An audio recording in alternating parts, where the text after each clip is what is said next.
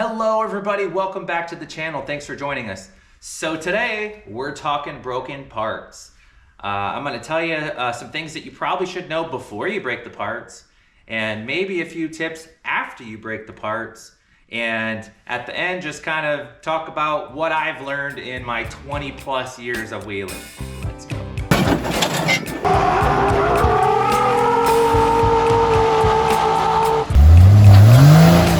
All right, you guys, it happens to all of us. It's gonna happen to you at some point, I absolutely promise you. So I'm gonna give you a few things maybe to know ahead of time. What happened in my situation here, my stub shaft is missing ears, my internal shaft is missing ears, it ejected my lower ball joint, and here we are. So as you may or may not remember, this axle doesn't even have 3,000 miles on it. It's trussed, it's gusseted, it's built. Now, I was on stock shafts. I know they were coming, I just hadn't gotten there yet. It takes money to build these things. And basically this is all on me. I'm gonna be straight with you. Sometimes when things aren't going my way, I get frustrated. I was actually out in the woods filming a sway bar video, and I'm like, I left the woods, headed back home. I'm like, you know what? I want to make a short for YouTube. So I turned back around. Well, you already know what's happening here. So I went to get a shot, and I didn't have the camera recording. So I'm like, all right, well, I'm gonna go just through the trail system. I'm gonna cut a right, and I'm gonna come back around, and I'm gonna do it again. I couldn't get turned around. I kept getting hung up on this huge rock, and I got angry, and I put my foot to the floor, and that's when this stupidity occurred. Then what made it worse was I ignored the sounds. Actually, I did get out and check. I didn't see anything. I thought maybe I had, I don't know, a log stuck up in there or something, but I kept going, I kept wheeling. My anger was still there, and so what happened was we ejected the U-joint, and what I think happened was, or what the internet has told me has happened, basically it acted like a press. That broken part acted like a press, got caught in here and shot this thing out. Luckily, I was able to drive it home. It wasn't until I got home that I figured out what I had done. So don't do that, for the love of Peter. Okay, so just a couple things to note before you go out and go four-wheeling.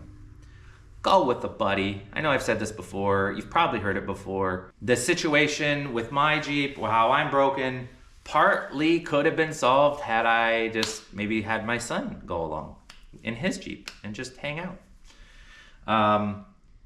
If you're doing this, you probably should have a little bit of money set aside.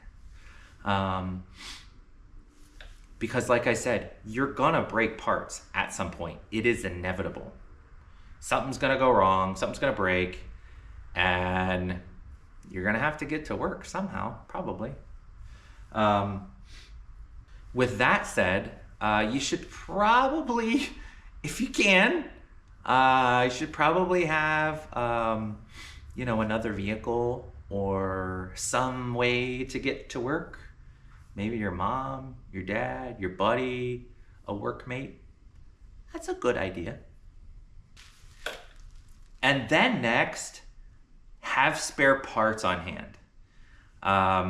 This might sound crazy. I even keep some of the parts that are like worn out. Track bar, steering, little things like that. Maybe you've replaced with aftermarket parts.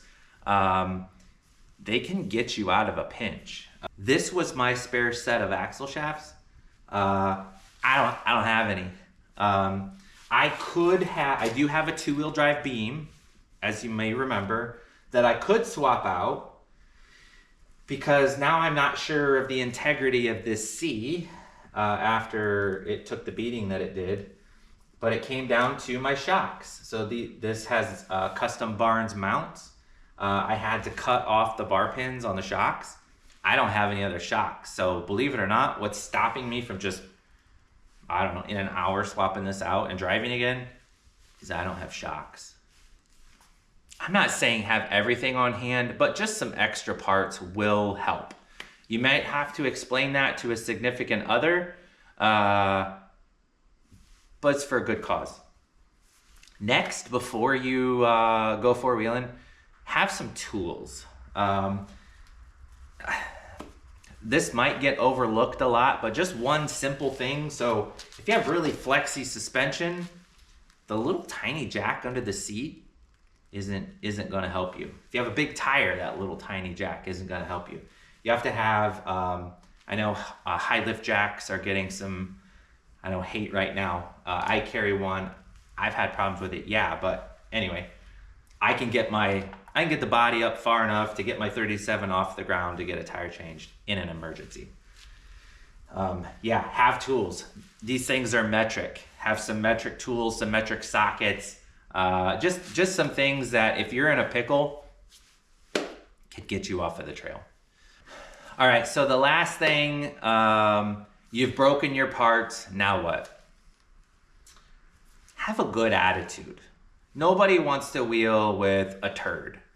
So you're out there, something happens, you get body damage, you break apart, just have a good attitude. I'm not saying be happy about it, but know in your heart it's gonna happen to you, and maybe that's given you enough time to think about it, but just be cool about it. And then everything's gonna fall into place. People are gonna wanna help you fix your ride. You saw it coming, so it is what it is.